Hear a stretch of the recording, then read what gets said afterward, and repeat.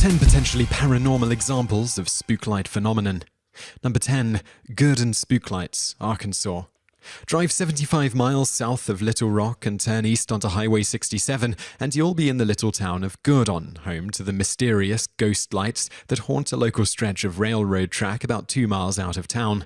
Seen for more than 80 years, some claim it's the ghost of a man who was brutally murdered near the tracks back in 1931.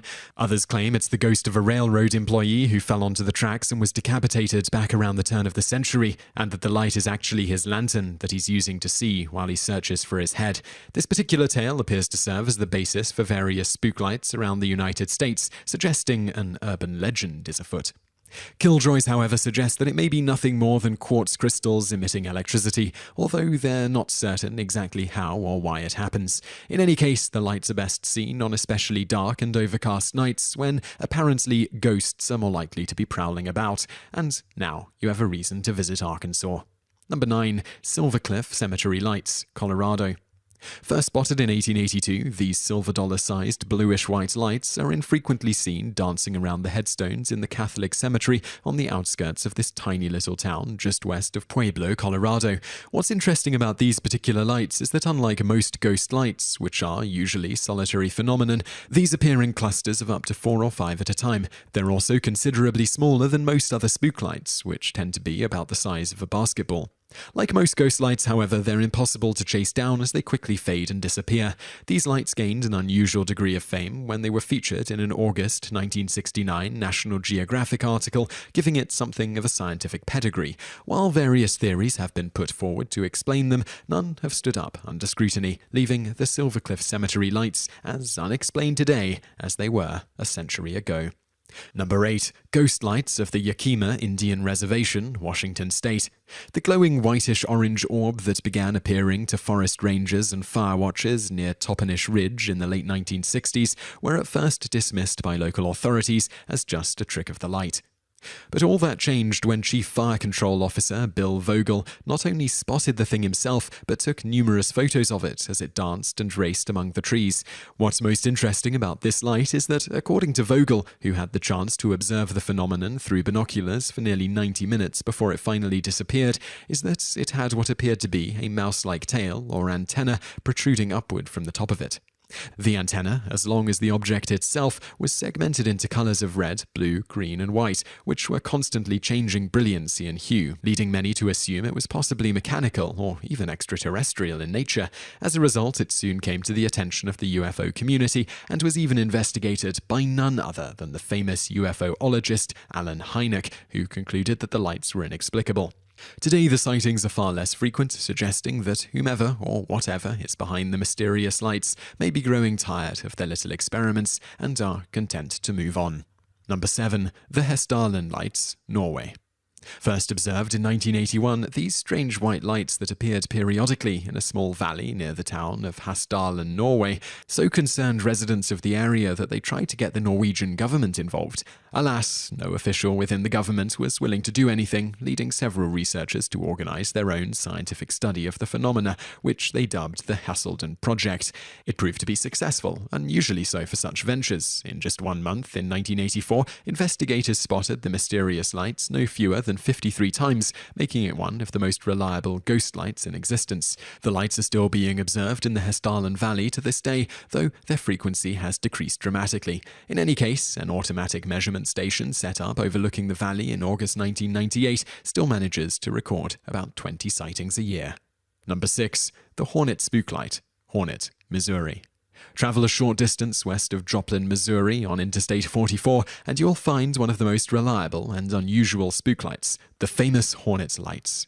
Not only does it appear with some frequency, but is unusual in the fact that it not only changes colors, but has been seen to split apart, fly around, and even leave a phosphorescent trail.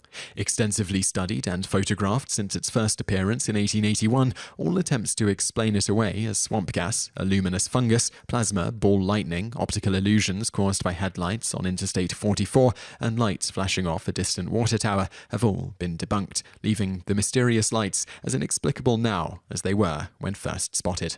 One of the more common and romantic metaphysical explanations is that the light is the spirit of a young Quapaw brave and his bride who plunged to their deaths from a nearby bluff to avoid facing punishment from their tribal chief who forbade the marriage. On the other hand, it may be nothing more than a firefly with an attitude. Number 5. Fireship of Baie des Chaleurs, Chaleur Bay, Newfoundland and Labrador, Canada. Instead of appearing as an orb of light, this particular luminous glow appears as an arc, with some people affirming that it takes on the form of a burning 18th century three-masted schooner, making it a full-fledged ghost ship.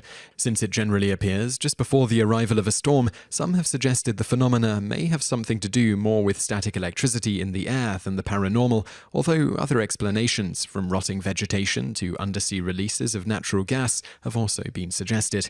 On the other hand, perhaps it has something to do with a little-known naval battle between French and British squadrons that took place in the vicinity of La Baie des Chaleurs around 1760. Not only did the skirmish result in a French defeat, but one of the small warships the French lost may have inadvertently created a supernatural manifestation in the process.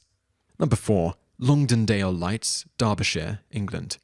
When a place is known by the locals for centuries as a haunted valley, it's a good bet something spooky is going on, and that's definitely the case for this quaint, remote valley in northern England. Also called the Devil's Bonfire, these eerie, flickering lights have been known for centuries and have been attributed to everything from fairies and witches to torch-bearing ghosts of Roman soldiers.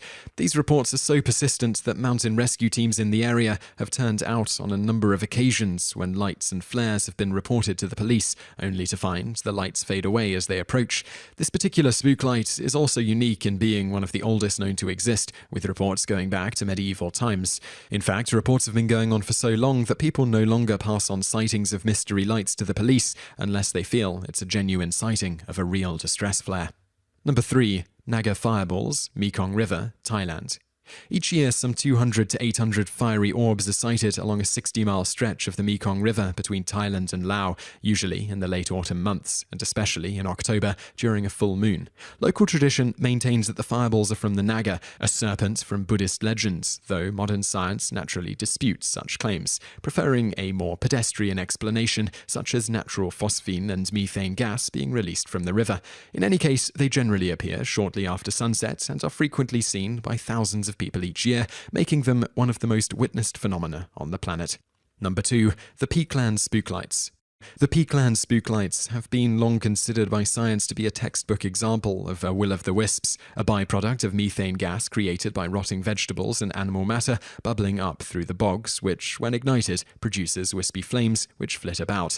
But studies done in 1980 by a geology professor at Leicester University consistently failed to reproduce a similar flame using methane, phosphine, or any other substances suspected as contributors to the chemical soup in marshland. Worse, he couldn't determine an ignition source, forcing him to include the lights were not a product of marsh gas, nor was it the product of other natural electrical phenomena like St. Elmo's fire, ball lightning, and luminous insects. This led some to suggest that the lights, which are often observed to move about in a purposeful, even playful manner, were being controlled by some sort of nascent intelligence, or were responding to subtle changes in the air, magnetic field, or environment. In any case, they're still being reported to this day and continue to defy easy scientific explanation. Number 1. Brown Mountain Lights, Burke County, North Carolina. First observed in the 18th century by local settlers, these reddish orbs of light have been seen by thousands of people over the years and are considered to be perhaps the best-known spook lights in the world. They were so famous that they were even investigated by the U.S. Geological Survey back in 1922, who determined the lights to have been misidentified automobile or train lights, fires, or mundane stationary lights. Interestingly enough, however, shortly after the report, a massive flood swept through the area, knocking out all electrical power and washing out a number of railroad and highway bridges, thereby making access to the area impossible and eliminating all other light sources, with the exception of open fires such as the type that moonshiners might create. You guessed it, even after that, the lights continued to be seen, leading some to wonder about just how reliable that government assessment really was. You can still visit them today, and there's even an observation stand set up for that purpose along Highway 181 near Morgantown. The best time to see them is reportedly September through early November, in case you're planning a trip anytime soon. If you enjoyed this video, be sure to subscribe to our channel by clicking the subscribe button in the top right. Our channel has loads of other awesome videos just like this.